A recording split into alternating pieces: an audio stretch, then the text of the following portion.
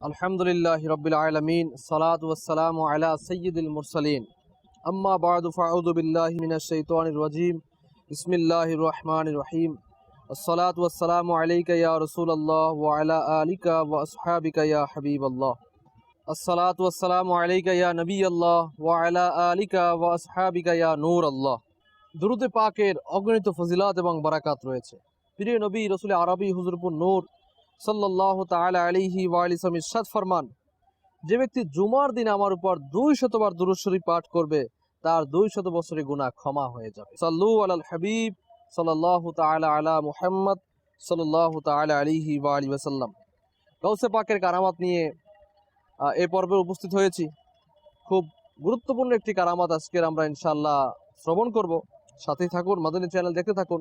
15 শতাব্দীর মহান ইলমি এবং রুহানি ব্যক্তিত্ব কিবলা শেখ তরিকাত আমির আহলে সুন্নাত দাওয়াত ইসলামীর প্রতিষ্ঠাতা আবু বিলাল মুহাম্মদ ইলিয়াস আত্তার কাদরি দামাত বরকাতুল আলিয়া, তার পিতৃগ্রাম কুতিয়ানা গুজরাট হিন্দুস্তানের একটি ঘটনা কেউ শুনিয়েছিলেন তাকে, যে সেখানে গাউসে পাকের একজন আশিক বাস করত।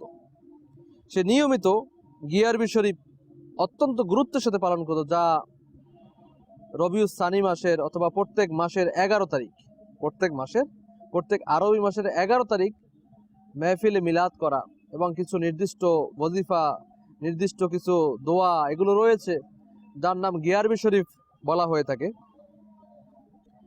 সে নিয়মিত গিয়ারবি শরীফ সে পালন করত, 11 শরীফ সে নিয়মিত পালন করত। তার মধ্যে আরো একটি বৈশিষ্ট্য ছিল যে সৈয়দগান, যারা আওলাদে রসুল হতেন, তাদেরকে খুব বেশি সম্মান করতেন। সৈয়দ বংশের ছোট ছোট শাহাদাতদেরকেও এমনইভাবে মোহাব্বত করতেন যে তাদেরকে কাঁধে বহন করে বেড়াতেন এবং বিভিন্ন রকম মিষ্টান্ন কিনে দিতেন। একদিন ওই হুজুর গাউসে পাক বড় পীর আব্দুল কাদের জিলানী রহমতুল্লাহ আলাইহির আশিকের ইন্তেকাল হয়ে গেল। তার উপর চাদর ঢেকে দেয়া হলো, তথা তার জানাজায় অংশগ্রহণ করার জন্য অনেক লোক উপস্থিত হলো। জানাজা নামাজ আদায় হবে, অনেক লোক সে এখানে উপস্থিত হয়ে গেল। আর এই অনেক লোক আসার পর সেই আশিকে গাউসে পাক রহমতুল্লাহ আলাইহি হঠাৎ উঠে বসে গেল। লোকেরা এই অভূতপূর্ব দৃশ্য দেখে ভয়ে দূরে পালিয়ে গেল। সে সকলকে ডেকে বলল, তোমরা ভয় পেও না, নির্ভয় আমার কথা শোনো। তার অভয়বাণী পেয়ে লোকেরা যখন কাছে আসলো তখন সে বলতে লাগলো, আসল কথা হলো এখনই আমার 11 শরীফের আকা, পীরগণের পীর, পীর দস্তগীর, রওশন জমির, কুতুবে রব্বানি, মাহবুবে সুবহানি, গাউসে সমদানি, কিন্দিলে নুরানি, শাহবাজেলা মাকানি, শেখ আবু মুহাম্মদ আব্দুল কাদের জিলানী রহমতুল্লাহ তাআলা আলাইহি তাশরিফ এনেছিলেন। তিনি আমাকে নাড়া দিয়ে বললেন, তুমি আমার মুরিদ হয়ে তওবা ছাড়া মৃত্যুবরণ করেছো, উঠো এখনই তওবা করে নাও। আলহামদুলিল্লাহ আজ্জা ওয়া জাল, আমার দেহে পুনরায় প্রাণ ফিরে এসেছে যাতে আমি তওবা করে নিতে পারি। এই কথা বলে সে ভাগ্যবান আশিক সমস্ত গুনাহ থেকে তওবা করে নিল এবং কালিমা শরীফের ওজিফা শুরু করে দিল। অথবা হঠাৎ তার মাথা একদিকে ঢলে পড়ল এবং পুনরায় তার ইন্তেকাল হয়ে গেল।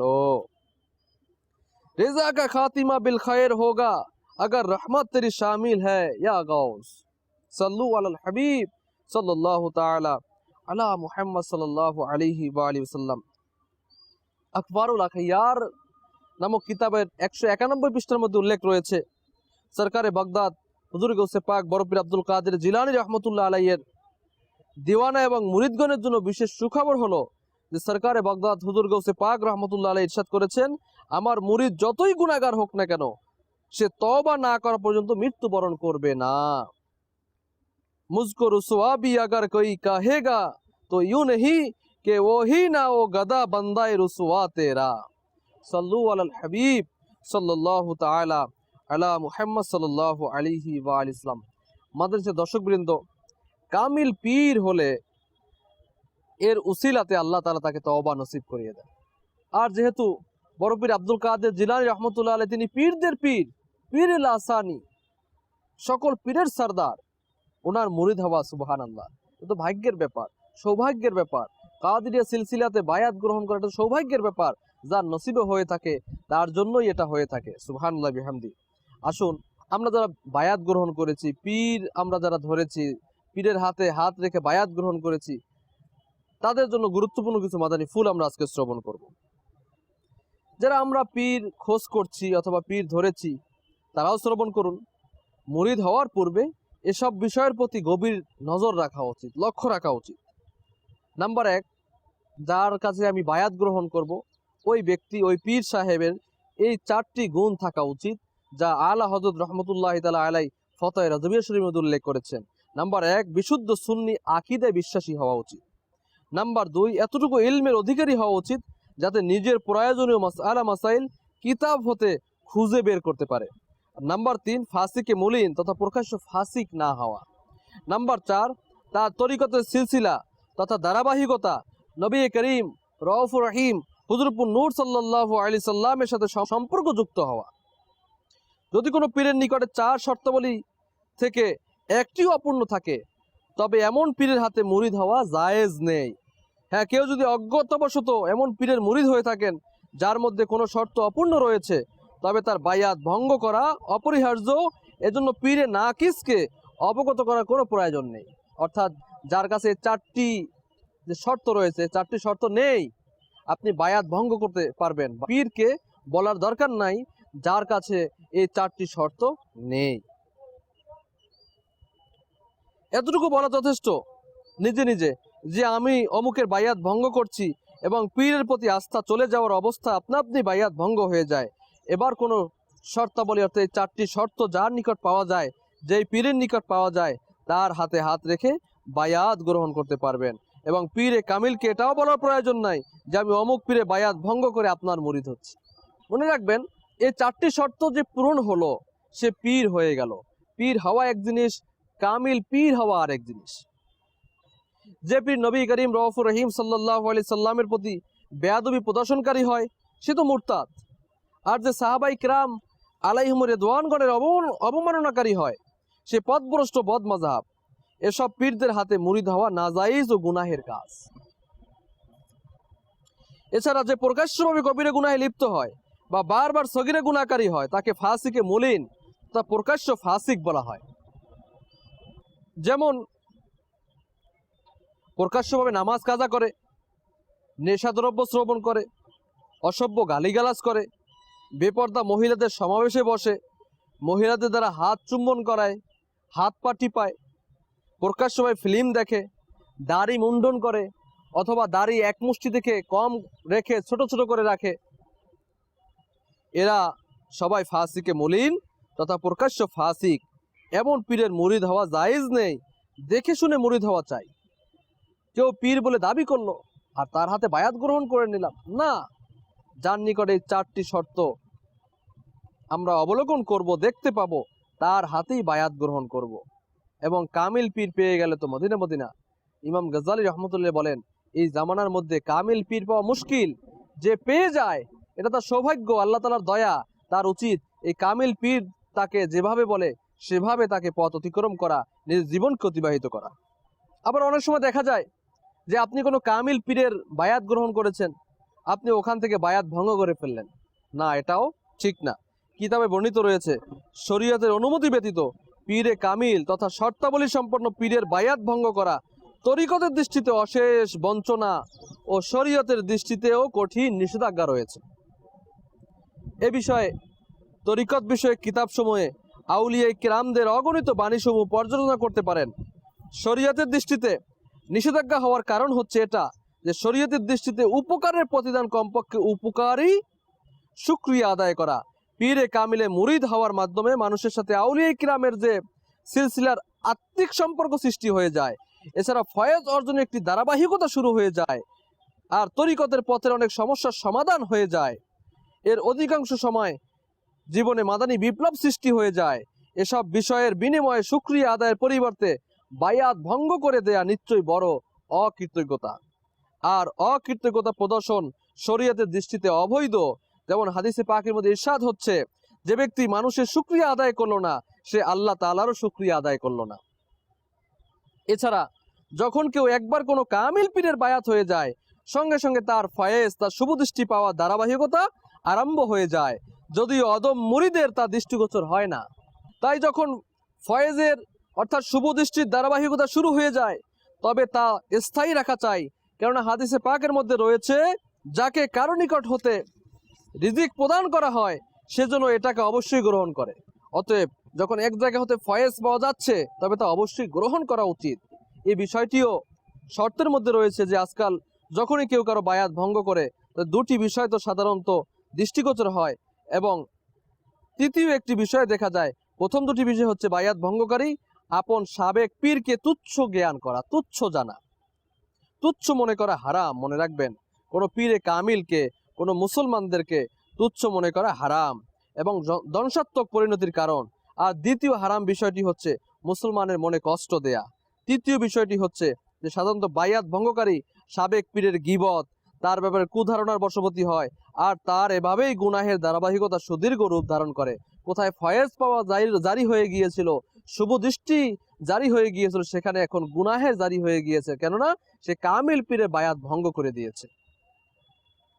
এজন্য উলামায়ে কেরাম বলেন, আউলিয়ে কামিলিন বলেন, যখন কামিল পীর পেয়েই গেল তখন তার উচিত হচ্ছে তাকে শক্ত হাতে ধরা এবং শক্ত মনে বিশ্বাস করা এবং তার যে আদেশ নিষেধগুলো মান্য করা।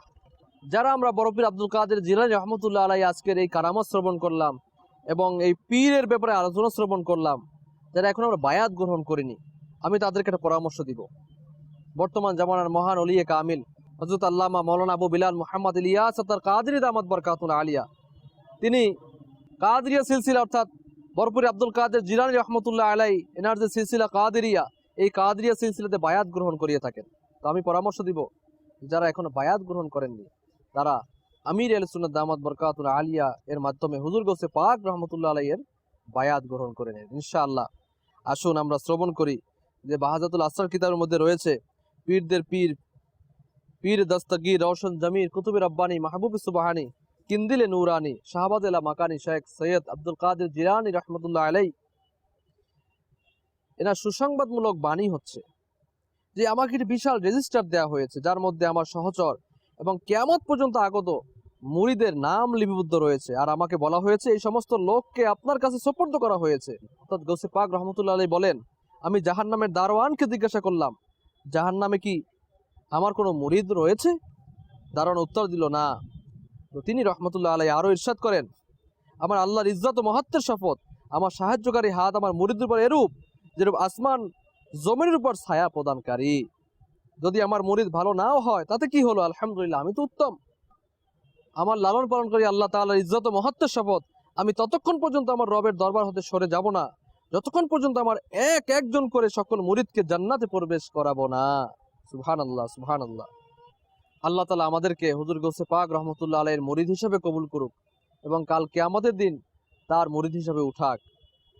মনে রাখবেন যে শুধু মুরিদ হলেই হবে না, তার কিছু অধিকার রয়েছে, তার কিছু শর্ত রয়েছে, মুরিদের পালনীয় কিছু জিনিস রয়েছে। আসুন কিছু কর্তব্য আমরা শ্রবণ করে নেই।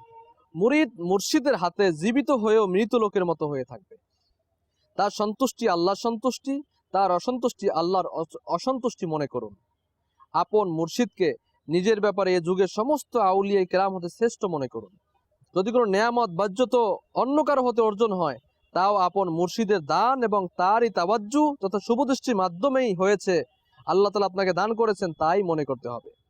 ধন সম্পদ, সন্তান সন্ততি, জীবন সবকিছু মুর্শিদের নিমিত্তে সাদকা করতে প্রস্তুত থাকুন।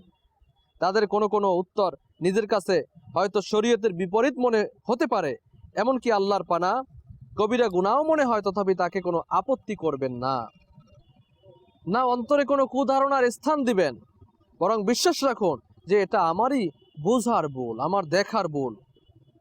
অন্য মুর্শিদকে যদি আসমানে উঠতেও দেখেন, তথাপিও আপন মুর্শিদ ব্যতীত অন্য কারো হাতে হাত দেওয়াকে কঠিন আগুন কল্পনা করুন।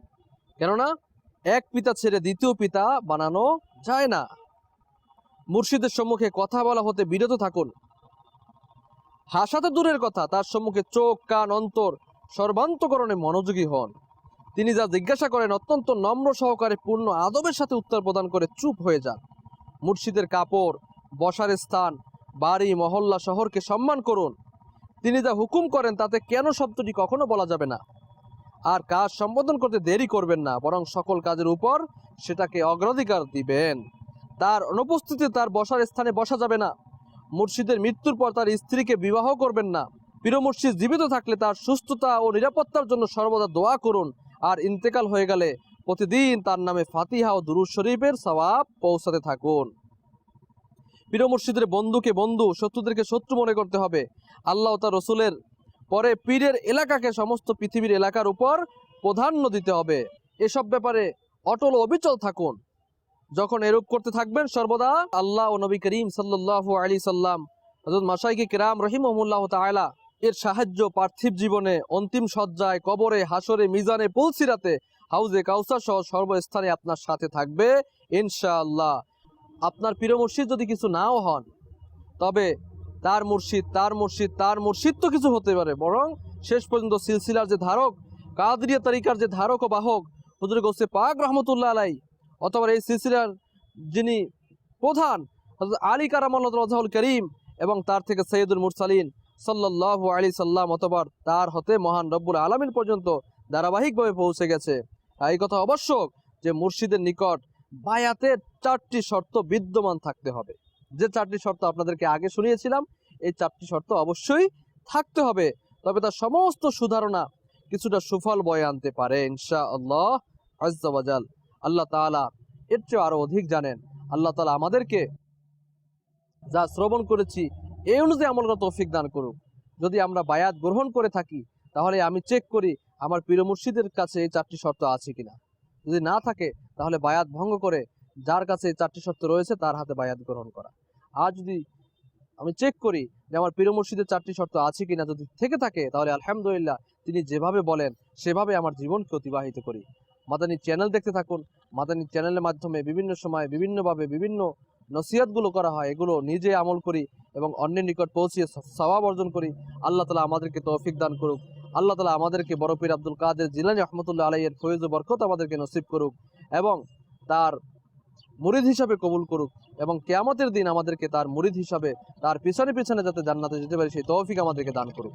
আমিন বিজাহিন নবিয়িল আমিন সাল্লাল্লাহু আলাইহি ওয়াসাল্লাম। সাল্লু আলাল হাবিব সাল্লাল্লাহু তাআলা আলা মুহাম্মদ।